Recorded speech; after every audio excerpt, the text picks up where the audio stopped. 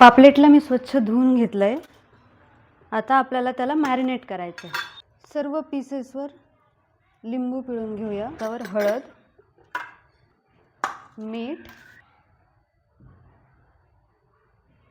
आणि आपला मालवणी आगरी मसाला.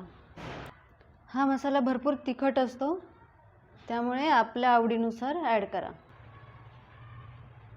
तुम्ही हे एखाद्या भांड्यातही करू शकता. आपल्याला फिशला मसाल्यासोबत 20 मिनिटं मॅरिनेट करायचं आहे. तोपर्यंत त्याच्या कोटिंगची तयारी करूया. थोडंसं तांदळाचं पीठ घेऊ. त्यात टाकूया जाड रवा, चवीपुरतं मीठ, थोडासा मसाला, हळद, याने छान कलर येईल, धनेपूड.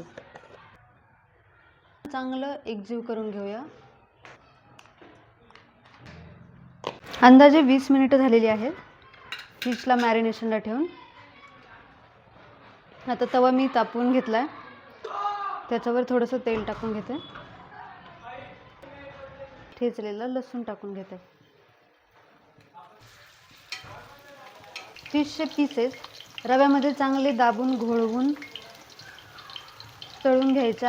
त्यासाठी गॅस थोडासा मध्यम आचेवर आणा आणि तेलामध्ये फिशचे पीसेस रवा लावून ठेवून द्या.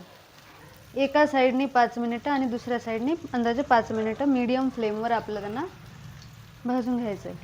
सगळ्या बाजूंनी आणखी थोडंसं तेल टाकूया.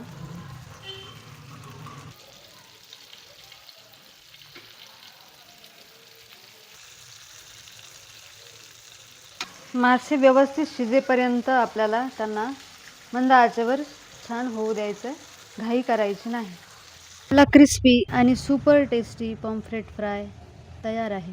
एकदा नक्की ट्राय करून बघा.